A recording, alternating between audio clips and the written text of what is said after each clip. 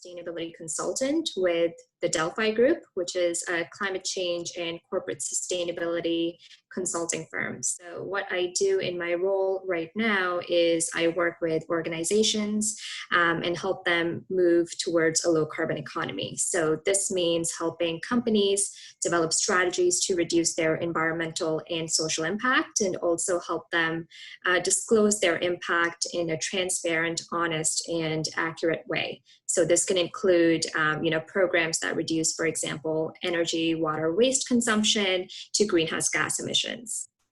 Why is it important that you're doing this, Puninda? Why is it that we need consultants like yourself to help companies move forward? What is really clear right now is, that climate change is the most urgent issue of our times. So helping clients understand the low carbon emissions landscape, why managing climate risks and opportunities is important, and how they can go about doing that, and how they can, build the business case for sustainability and broader climate leadership is critical, because at the end of the day, these are the folks making the decisions. And so it's very important to view that through the lens of climate, so that you're not making any decisions that may have future negative environmental impacts.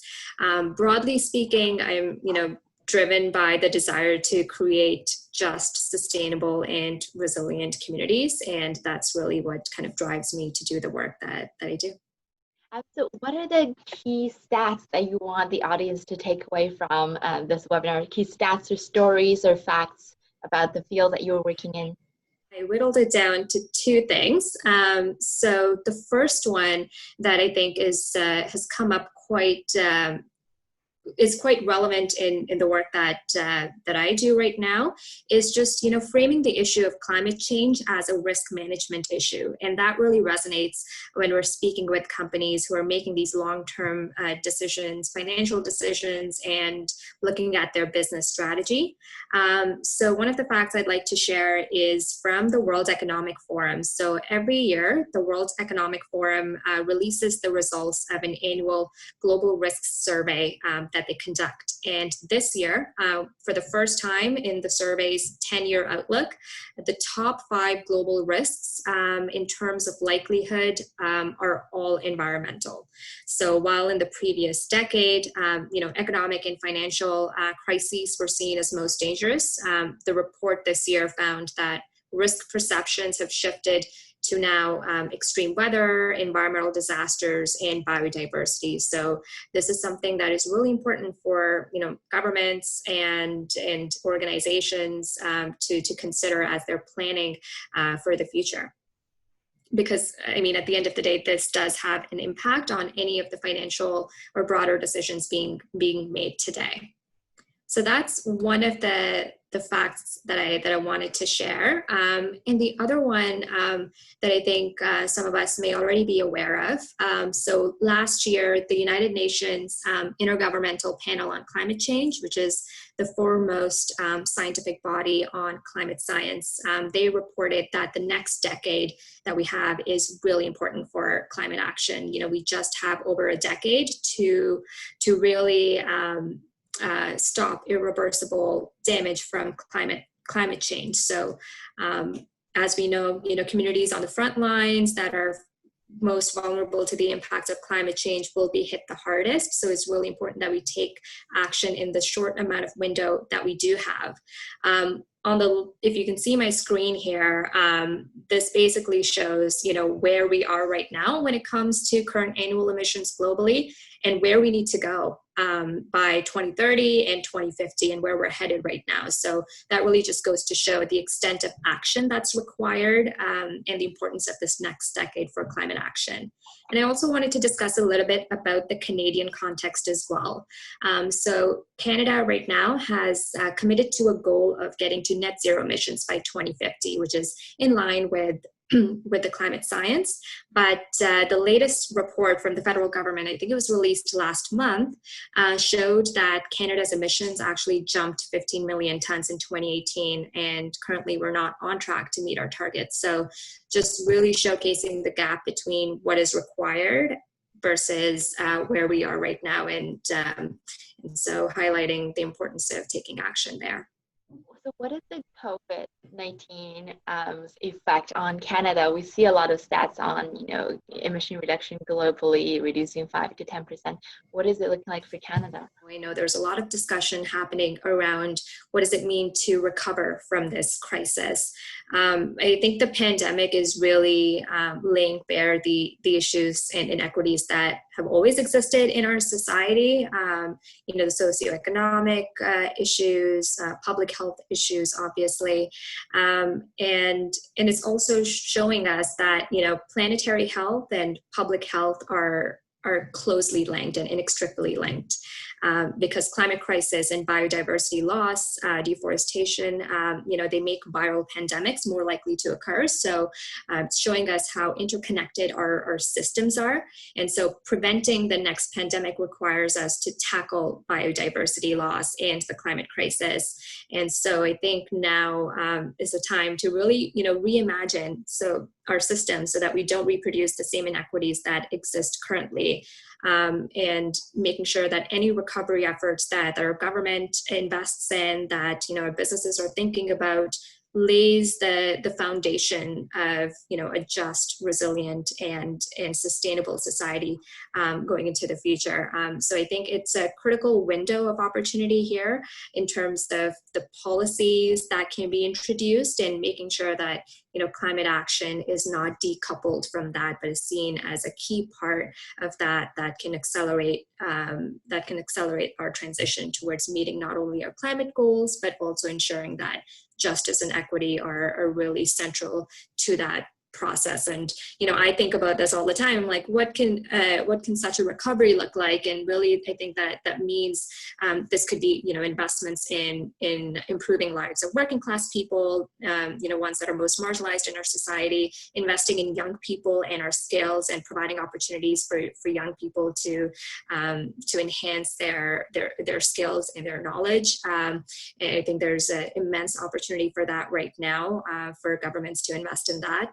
And supporting at a local level, initiatives like active transportation systems, free public transit, green affordable housing, and so on. So a lot of ideas percolating, and I hope that those are taken into consideration and made priority. From the work that you're doing right now, which sectors are seeing climate impact and then taking action more actively, and which sector do you feel like is lagging behind? In terms of different sectors, right now in the commercial real estate sector. So previously, I was working in sustainability in the commercial real estate sector. So I am fairly familiar with where that sector is at in terms of sustainability, performance, and climate resilience. So that sector is, because it has physical assets, buildings, they are really facing, the tangible impacts of, physical climate risks, whether that's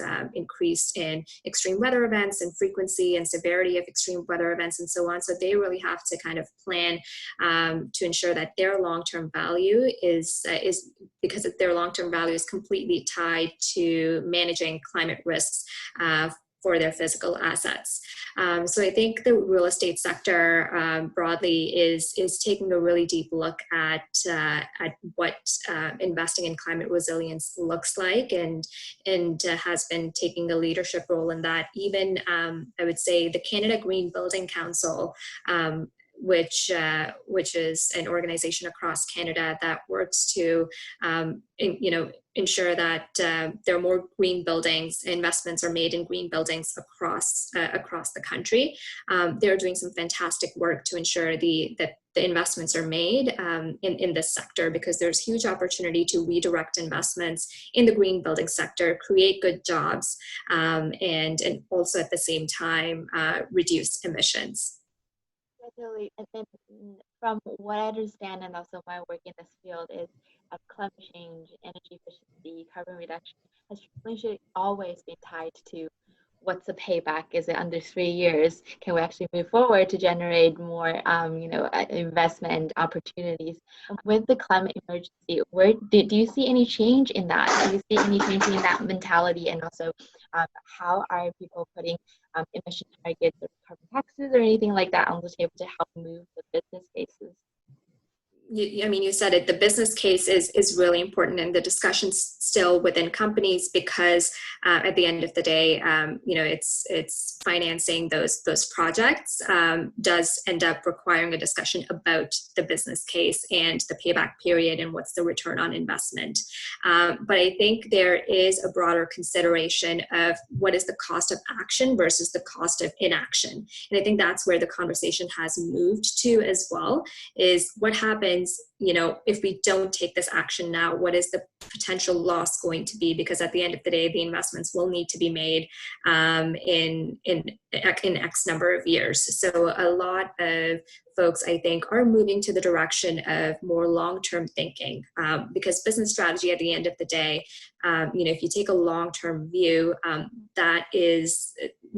that is focused more on long-term value creation. So sustainability thinking is influencing, I think, and accelerating the transition for businesses to influence their thinking into a more long-term view of their business and kind of sustaining their business for the long term. So companies, right now, I think over the last few months, leading companies have come out with, ambitious net zero 2050 targets by 2050. And that's a good sign. But what does it really take for your organization to meet those targets? And there are a lot of unanswered questions on what that pathway could look like. It may require, complete transformation of certain business models in certain industries. And obviously, governments have a role to play in accelerating that shift. But I think businesses are finally kind of waking up to that because of increased investor pressure, who are kind of thinking about their long-term investments in value generation. But I think there's obviously extreme transformation that will be required as companies are making these commitments. And so while it's nice to see those targets being set, I think the question kind of lies in the granularity of, okay, how are you actually going to be achieving this? Who are actually the leader in this field? I've been reading, about Google and Microsoft committing to net zero carbon by, 2030 or 2025. And are they the industry leaders like Amazon's, Google's, and the Microsoft? And who are the other people making progress on this? I think when it comes to sustainability, it's for me, I think really important to look at a holistic picture of not just focusing on, the environment, but also the social and the governance piece of sustainability. So I think some of the leading companies on broadly speaking, I think IKEA is doing some really great work on setting ambitious targets, but also, being transparent about how they would be achieving those targets. So they've got a number of programs kind of focused on making their business more climate positive by 2050. I believe that's 2050 or 2030. I believe that's their goal. And so I think IKEA is doing some really fantastic stuff on that front, and partnering with, not-for-profit organizations or other organizations that may be leading in this space, and doing it as a broader industry instead of just, doing it on their own. So I think moving forward, businesses will require collaboration with each other. Supply chains for businesses are really complicated, and it's not just one actor taking the lead. I think, one company can take the lead, but they do require partnerships and collaboration with other organizations across their supply chain and within the sector if we're truly going to be, meeting those climate targets as a whole. What's your job like? What do you do from morning to 9 to 5, or is that what do you do all day? Every day, I think what I love about being a sustainability consultant is every day is different, and every day is driven by a sense of curiosity, and I continuously am learning about new industries, what's happening in the market, and what companies are doing, and how we can best help organizations that come to us with with problems. So a day-to-day, it really differs. One day I'll be kind of all focused on, task force for climate-related financial disclosures, which is a framework for organizations to understand and report their climate risks and opportunities. I'll be, very much in just learning about that in depth so that I can help a client through that process and see how that could be relevant to what they're doing and their disclosures. And the next day I'll be kind of, looking around and trying to figure out how we can help an organization set a credible climate reduction target. And what does that look like? How do we help a smaller organization calculate their carbon footprint and help them along their sustainability journey, how they can engage their employees through that process. So I think working as a sustainability consultant is really neat because you get to understand the challenges and the nuances of different industries, but also at the same time, I find that learnings from one industry can be applied to the other. At the end of the day, organizations are fairly similar in how they're structured. So sustainability is it can be applied across different contexts, but really you face sometimes the similar challenges across different types of businesses as well. So every day is different and kind of keeps me on my toes, but what I enjoy about it is I never stop learning. Can you share some of the projects that you're working on currently, and what are the big challenges for you at the moment?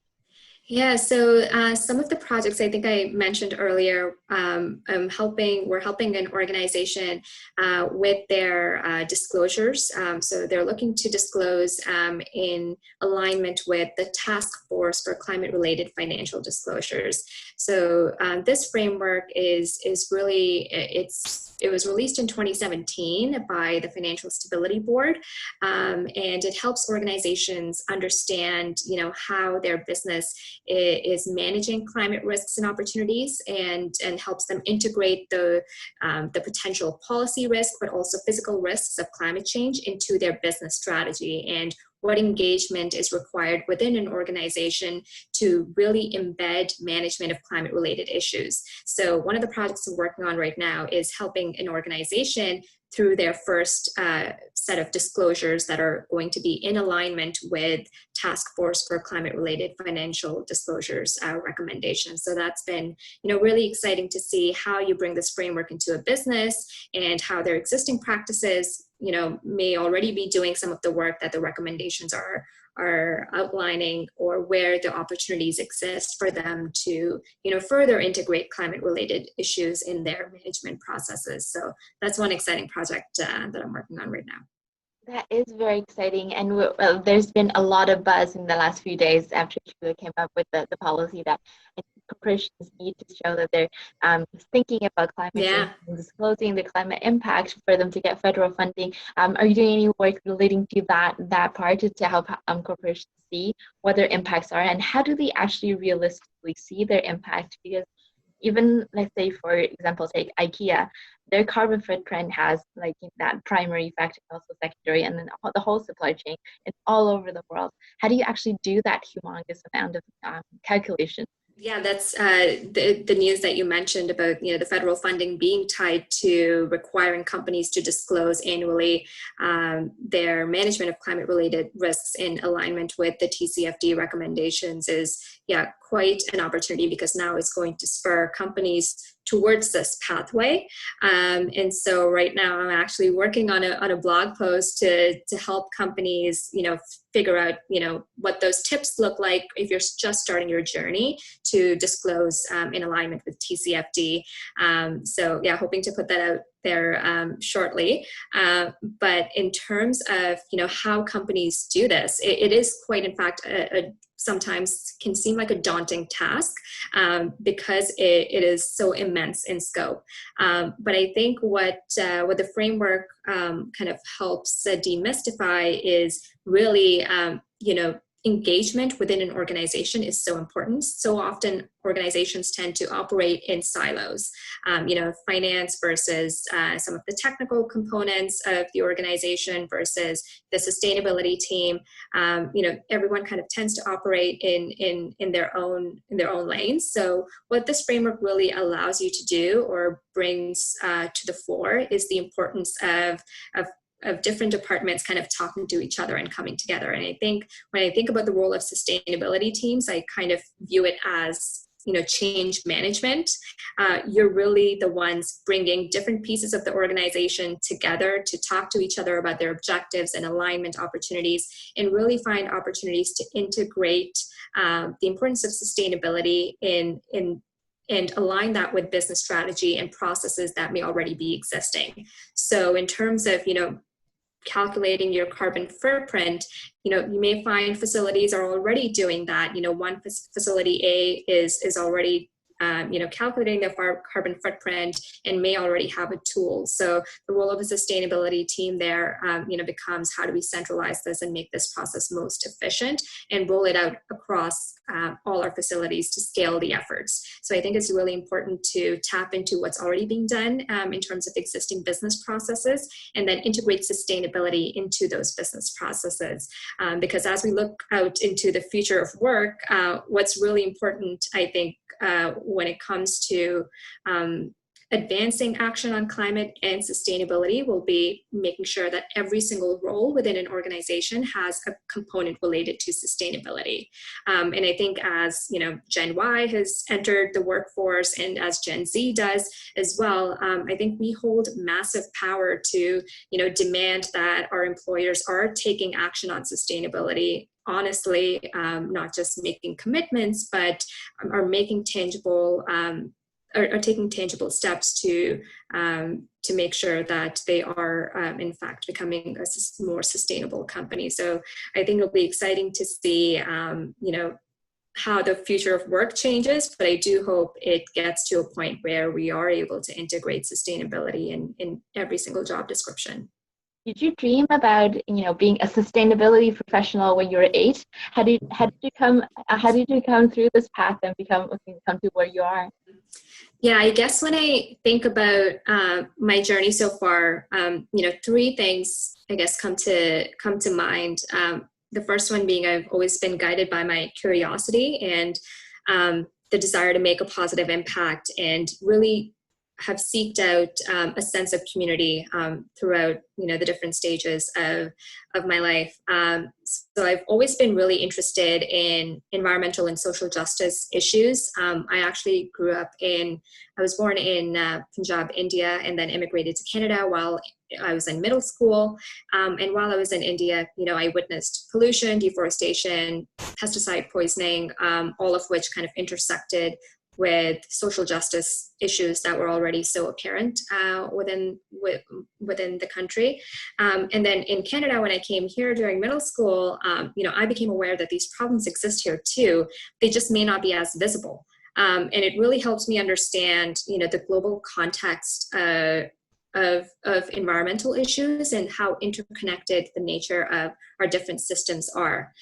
So during high school, I was, interested in a lot of different subjects, but when it came to picking a program to study at university, I think I really kind of asked myself, what is the problem that really interests me, and what are the tools and resources and the skills that I need to tackle that problem. And so one of the programs that really stood out to me was at the University of Waterloo, where I ended up going to study environment and business.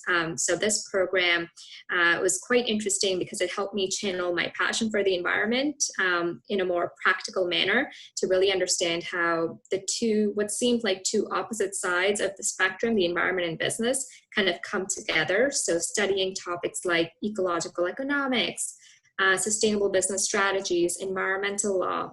These are all very eye-opening and interesting, and really helped me hone in on what I wanted to do, coming out of university. And I think the co-op experience at the University of Waterloo really helped as well. I tried to structure my co-op experience so that I would get to work in a public sector, private sector and the not-for-profit sector, and see how these different sectors, what challenges they face, but also see how they tackle the same issue of, advancing sustainability and climate action, and what tools and resources are at their disposal to enable them to do that. So that was a really interesting experience, and something that really helped shape where I am today, really through, the network that I developed through with my peers there, and, some interesting projects that we collaborated on, but also really helped to have mentors in the space as well, that I gained through my co-op experience. So because of that, I was able to kind of, transition to a sustainability role right out of graduation, that I'm really grateful for. And I guess the other part of my journey, and one part of it that really stands out during my time at Waterloo, that really helped shape my understanding of, advancing climate action and the importance of youth engagement and youth voices in this process, was, when I had the privilege to attend the UN Climate Change Conference, COP19, in 2013. So this conference is basically held by the UN every single year. It's not being held this year because of COVID, but basically countries, come together, and this is convened by the UN, and where countries come together and try to, discuss their commitments to climate change, and hopefully reach an agreement to advance climate action.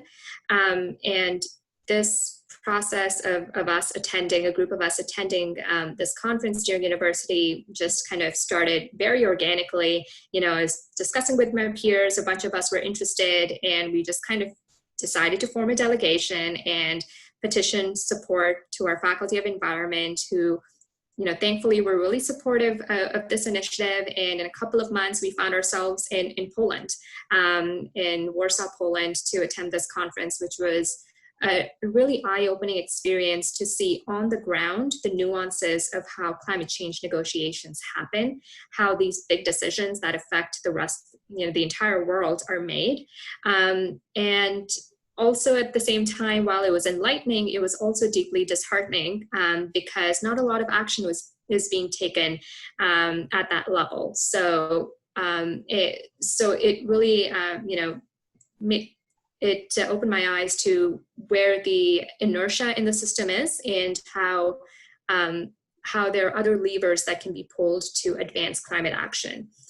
So I think the role of youth in these negotiations is so important, but completely sidelined. So I've also been really passionate about, how to ensure meaningful youth engagement in these broader decision-making processes that really decisions are being made about our future. So how do we ensure that we are at the table, not just as, a tokenistic acknowledgement, but actually included in the decision-making process, and are being seen as co-creating and co-designing those solutions that will impact our future. So that's, I guess, a long summary of my journey so far, and things that have kind of influenced and shaped my thinking about where I can make a difference.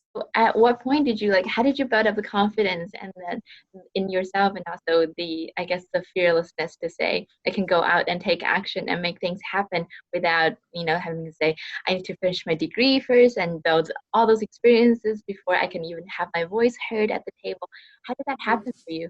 I've just been inspired by the people that I've surrounded myself with. And I think it's helpful to see your peers as collaborators, especially if you share similar interests, and have a desire to make a difference. And I think so often we try, sometimes we beat ourselves up because our goal may be too ambitious and too big and scary, but I think that's actually exciting and helpful. So really, I think just following your curiosity, understanding what piques your interest, and really thinking of opportunities as maybe not as stepping stones, but as a learning experience. Every experience will teach you something, and so viewing opportunities that you may create for yourselves, or you may be privileged to to be given to you, I think viewing those as learning opportunities can be really helpful, and being really intentional about what is it that you want to learn from this, or what is it that you are seeking to contribute to a particular initiative that you may start or work with your peers on, is really important. And I think also, not reinventing the wheel. A lot of efforts, sometimes we find you may want to do something, but there's already something in the market that exists. So figuring out what those opportunities for collaboration may look like, and what your role could look like in that process is also really, really helpful as well. Your whole journey looks really exciting and really fabulous, and you have had really great achievements both at work and in university. Have there been points where you actually failed?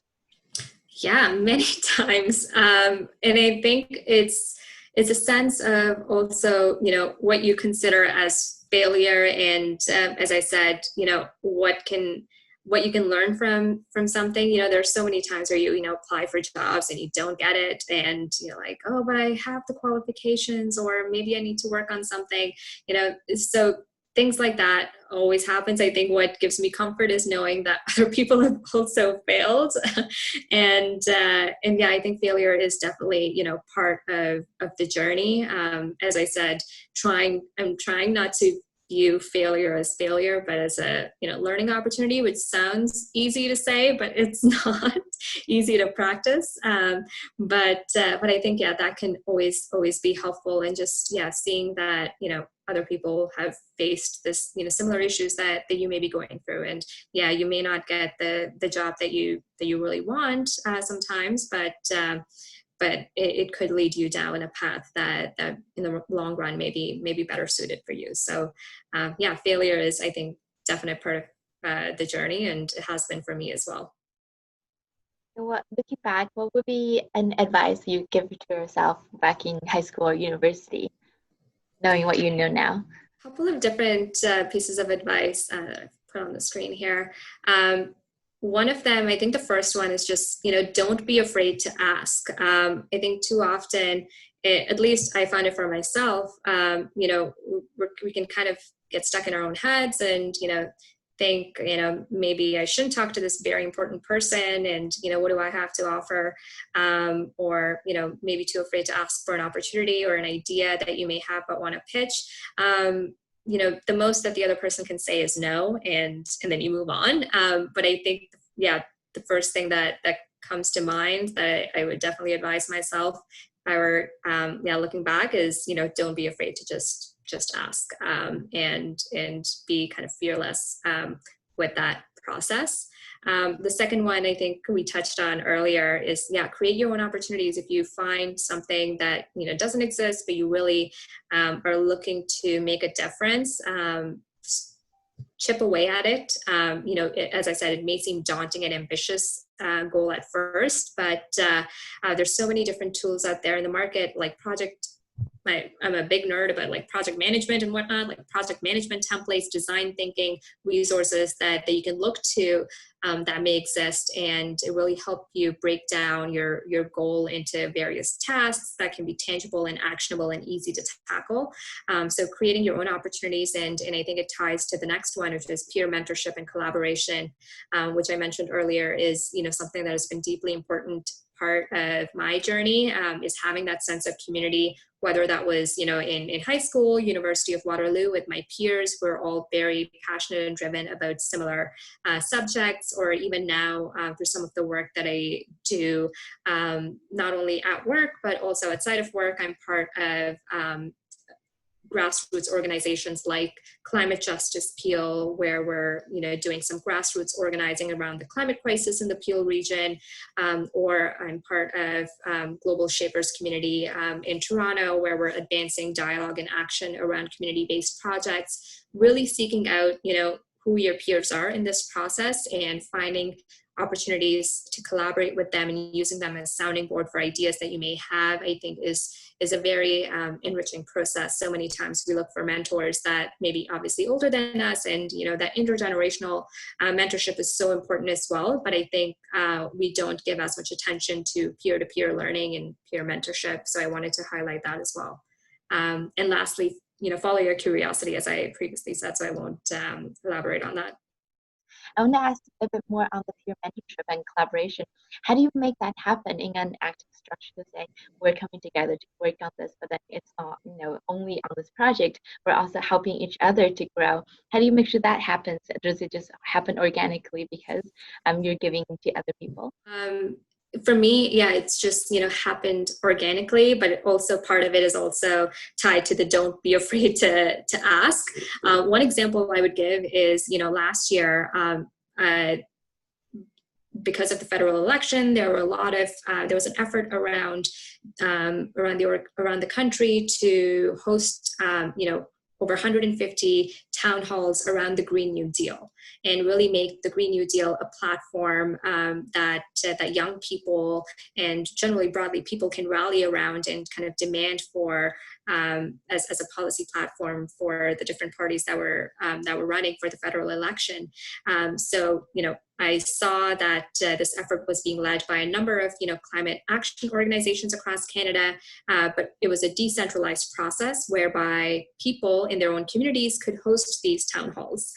So I'm based in Brampton, and I noted that there was no Green New Deal town hall being held or organized in Brampton, so I was like, okay, maybe I could do something around this. And just, the next day I saw something being posted about a Green New Deal being a town hall being hosted in Brampton. So I ended up reaching out to the contact to see if they would be willing to, collaborate on this and maybe co-organize this. And we just ended up connecting, and turned out that we'd met previously at another sustainability related event, and we ended up working on this project together, obviously outside of work, and hosted a Green New Deal town hall that was attended by, I think, close to 50 people. Our community members that came together to envision and discuss what they think a Green New Deal for Canada could look like. And it was an intergenerational group of folks and fairly diverse in Brampton. And it was just really exciting and heartening to see. But all that is to say through that story is, just reaching out, and you never know what may come of it. She could have said no, but now we're kind of tied through this project that we kind of worked on together. And so I think it's just organically sometimes such opportunities can happen and occur. I think if you have an idea or a vision, it's easy to kind of approach people with that. Or if you're not sure of what that looks like, but are interested broadly in doing something and contributing to something, I think always reaching out to existing organizations in your local communities that may already be doing that work. And there are some fantastic organizations on the ground, in Toronto and in the Greater Toronto area broadly, that are doing some fantastic work around climate action and sustainability.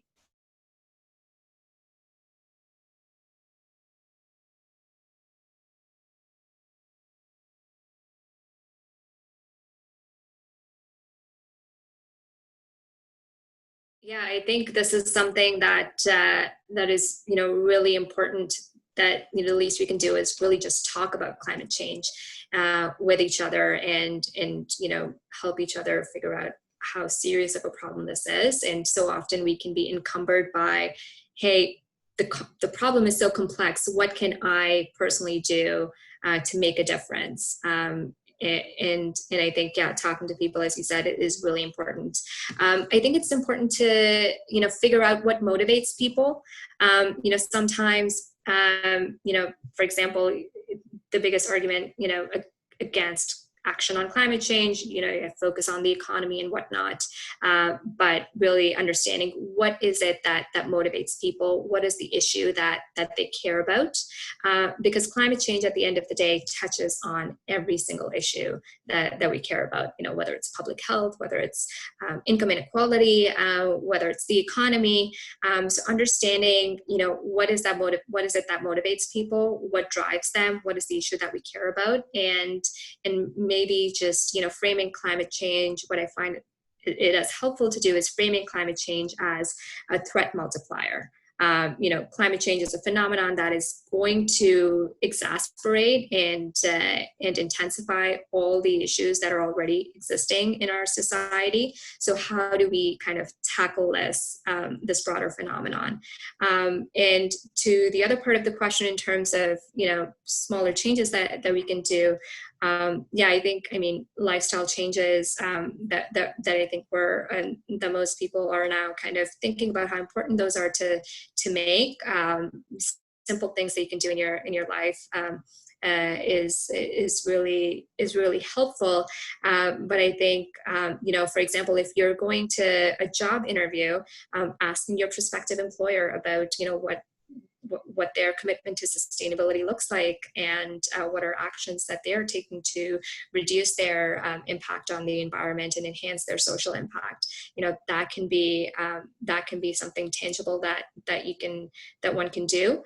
The other thing that comes to mind is really just focusing on community organizing. I'm a big fan of, grassroots organizing around issues that we care about, and, making our voice heard about any local campaigns that may be happening around climate justice, around climate action, or any of the other social issues that you may care about. So I think that's also something that we can do, is really talk about how these issues are all interconnected, and maybe hopefully make a difference through that.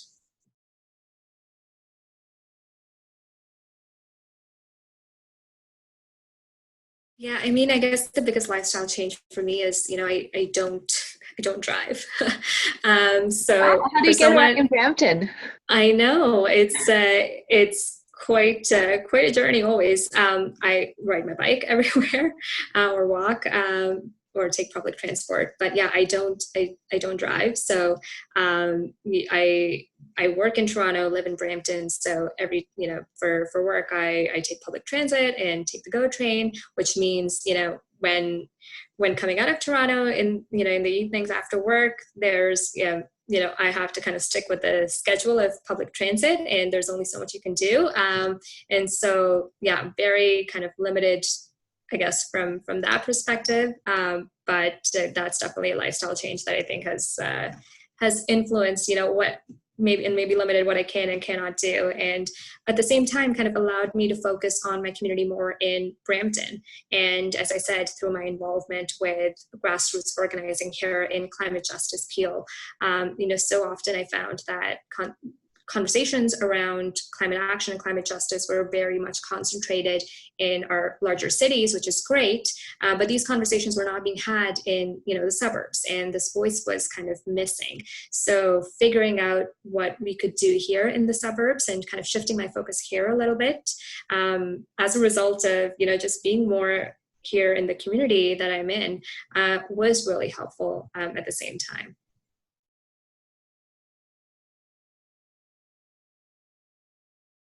Yeah, as I said before, I think meaningful youth engagement is so important, and I think what has worked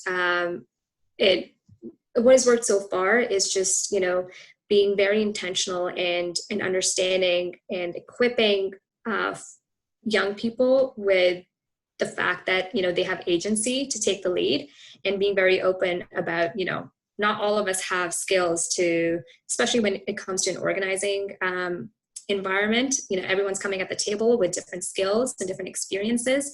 And so setting the stage and being very open about what is it that we bring to the table and what is it that we want to learn about, I think really helps us being honest and transparent about the process. So for example, some of the meetings that we host through community organizing with young people is, giving folks the agency to lead those meetings and chair those meetings and develop the agendas for those meetings. So simple things and opportunities that we can kind of have for each other to learn from each other, I think really helps give young people the agency to see that, yes, they can learn and they can make a difference. And it doesn't matter if you don't know everything about it, none of us do, but it's about setting the stage so that we can kind of learn from each other and grow together.